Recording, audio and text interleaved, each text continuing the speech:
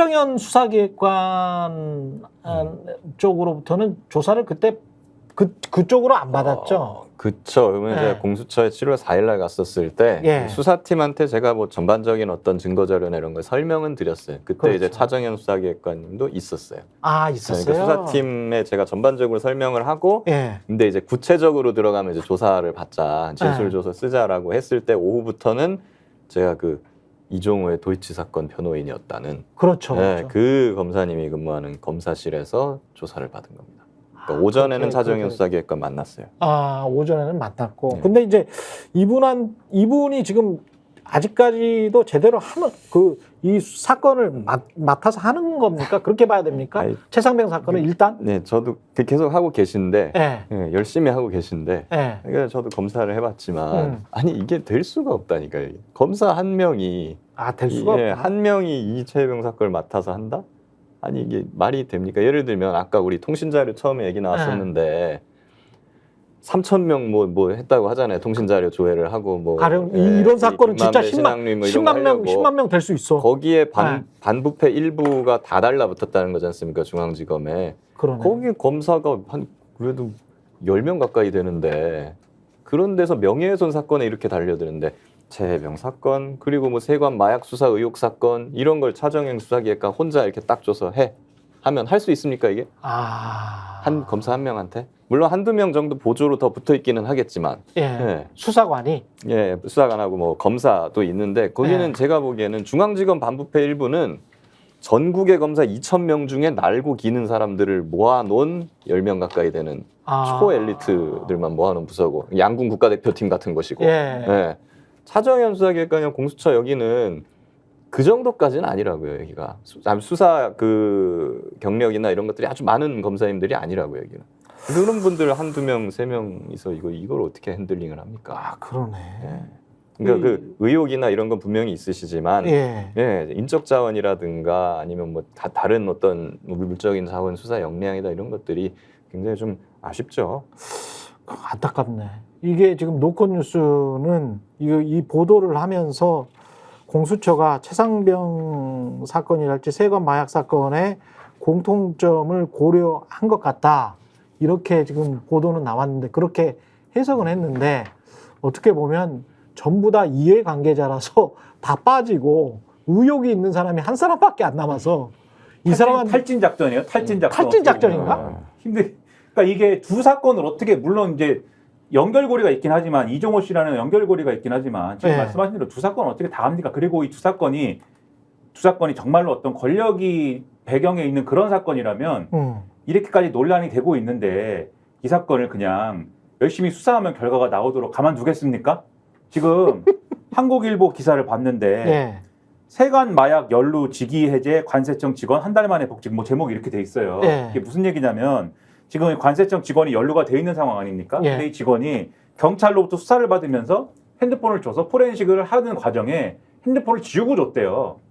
그러니까 초기화해갖고 줬대요. 와. 그래가지고 야 이게 증거인멸 정황 아니야? 이래가지고 그렇죠. 야 그거는 일단 부적절하지 이래서 관세청에서 이 사람이 직위해제가 됐는데 근데 한 달 만에 그냥 복직이 됐답니다. 정상적으로. 그 왜 그러냐 물어봤더니 관세청에서 그 지운 거는 개인 촬영물 삭제 등을 위해서 휴대폰을 초기화했다라고 하고 그런 정도는 참작해 줄 수 있지 않을까요? 이렇게 얘기를 했다 그러고 그다음에 이 지난해 9월 달에 관세청이 자체 조사를 했는데 이 사건은 세관 직원 연루 가능성이 낮다라고 판단을 했고 그다음에 고광효 관세청장이 지난달에 기재위에서 얘기한 거는 근무 상황과 사실관계를 검토하니까 이 우리 직원들의 실제 근무 상황하고 그 당시에 범인들의 진술이 너무 차이가 난다. 조직원 진술이 사실이 아닐 수 있다. 이렇게 주장을 했다. 그다음에 지금 이 관세청의 이 입장은 경찰 수사가 끝날 때까지는 이 직원들에 대한 감찰에 착수하지 않는다.